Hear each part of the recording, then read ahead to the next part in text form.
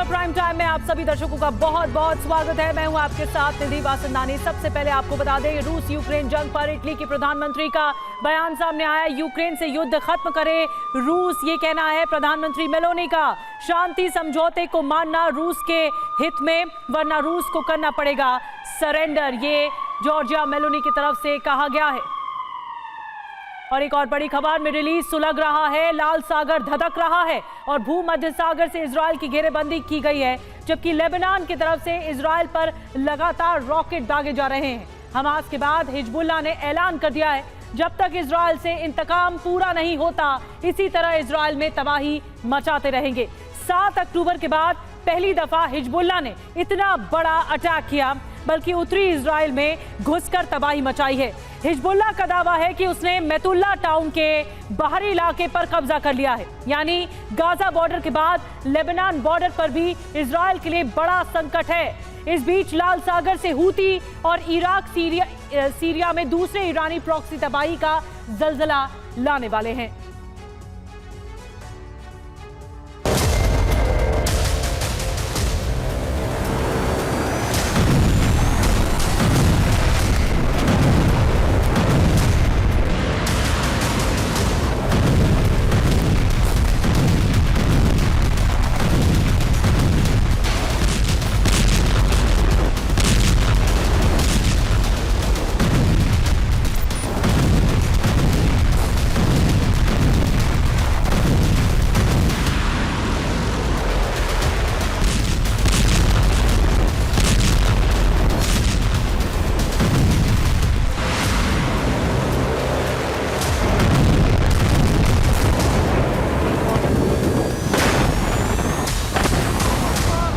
जैसे ही Hezbollah chief Nasrallah का फरमान हुआ, वैसे ही हिजबुल्लाह लड़ाके एक्शन में आ गए।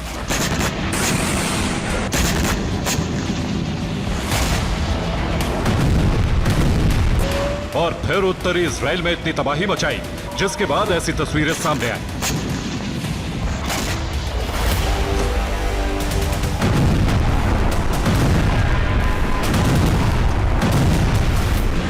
हिजबुल्लाह इजराइल में जंग शुरू हो चुकी है। ईरान से हथियार मिलने के बाद हिजबुल्लाह और ज्यादा खूंखार हो चुका है,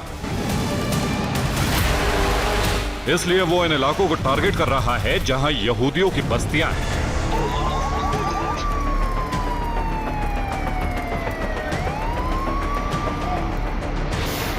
साथ ही आईडीएफ के मिलिट्री ऑपरेशन को तहस नहस करने के लिए एक एक करके इजरायली फौज के सैन्य ठिकानों पर रॉकेट दाग रहा है।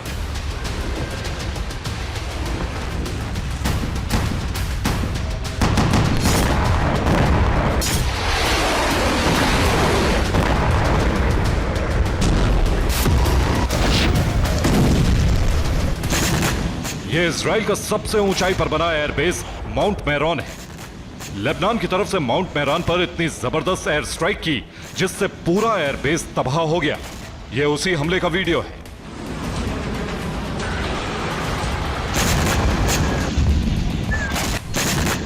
इजराइल के बायाद में भारी तबाही मचाई। यहां कई सैन्य ठिकाने हिजबुल्लाह के निशाने पर पहले से ही थे।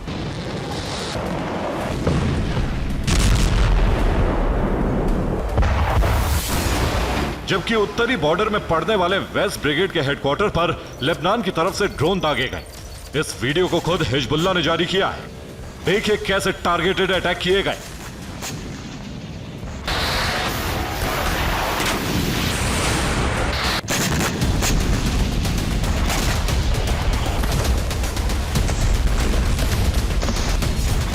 इजराइल के लेबनान के पास लगते इलाकों में आग लग गई। उसके बाद भी हमले रुके नहीं। आग इतनी भयंकर लगी थी कि आसपास के जंगलों तक में फैल गई, जिससे इजराइल को जबरदस्त नुकसान हुआ। गाजा युद्ध के बाद यह पहली बार है जब हिजबुल्लाह ने इतने बड़े हमलों को अंजाम दिया है और इससे भी बड़े हमलों की धमकी दी। दरअसल अपने 4 कमांडरों के मारे जाने से आग बबूला है, जो इजराइल की एयर स्ट्राइक में मारे गए थे।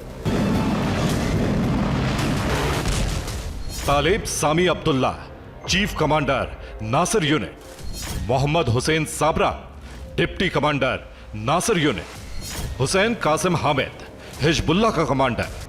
अली सलीम सुफान, हिजबुल्लाह का कमांडर। इन्हीं चारों कमांडर ने इजराइल पर बड़ी स्ट्राइक की तैयारी की थी। जब ये बॉर्डर से 10 किलोमीटर दूर हिजबुल्लाह के कैंप में सीक्रेट मीटिंग कर रहे थे, तब आईडीएफ ने बमबारी में इन्हें मार गिराया।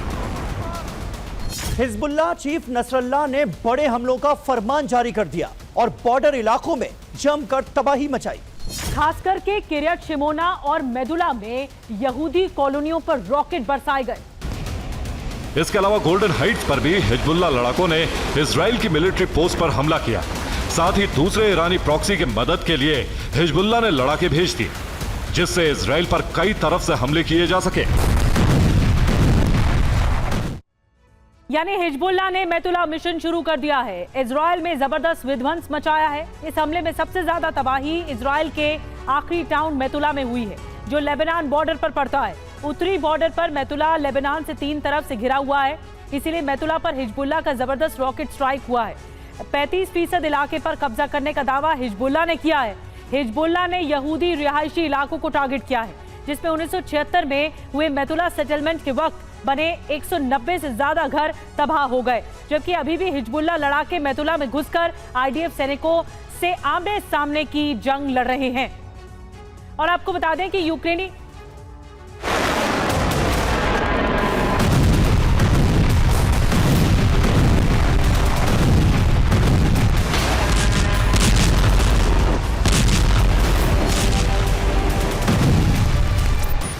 हिजबुल्लाह ने इजराइल के उत्तरी बॉर्डर को दहला दिया है, जिसके बाद इजराइल में वॉर कैबिनेट की इमरजेंसी मीटिंग बुलाई गई और लेबनान में हिजबुल्लाह के ठिकानों को तबाह करने के लिए एयर स्ट्राइक करने के लिए कहा गया।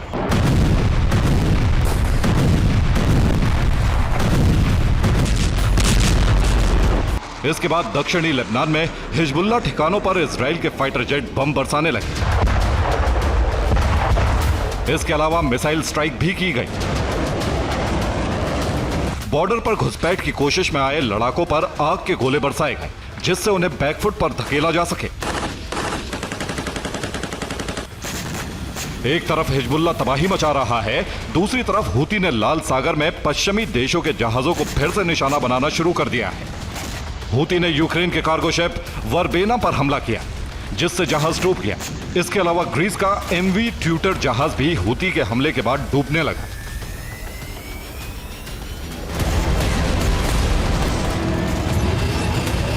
यानी हिजबुल्लाह और हूती की ताकत लगातार बढ़ती जा रही है, खासतौर से ईरान से मदद मिलने के बाद। वैसे हथियार रूस से भी मिल रहे हैं। ऐसी स्थिति में इजराइल को दहलाने के लिए लगातार हमले किए जा रहे हैं।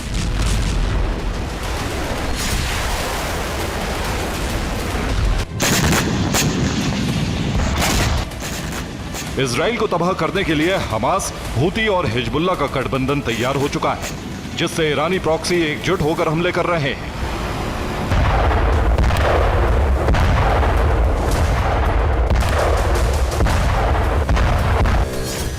इस वक्त प्रॉक्सी संगठनों के पास 10 लाख रॉकेट, 80,000 मिसाइल और 3 लाख से ज्यादा लड़ाके हैं।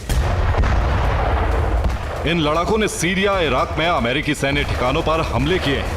साथ ही इजराइल पर भी मिसाइलें दागी, जबकि लेबनान, यमन और गाजा से भी इजराइल पर हमले किए जा रहे हैं, जिससे इजराइल एक बड़े संकट में घिर गया है। उधर इजराइल को शिकंजे में फंसता देख अमेरिका ने लाल सागर में हूती के दबदबे को खत्म करने का प्लान तैयार किया है।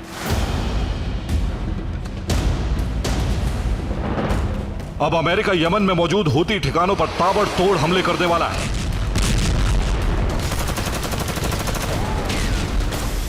दूसरी तरफ इजराइल को सैन्य मदद भेज रहा है, जिससे वो लेबनान में हिजबुल्लाह का खात्मा कर सके, जबकि गाजा में इजराइल हमास के खिलाफ जल्द ऑपरेशन खत्म करने का दावा कर रहा है।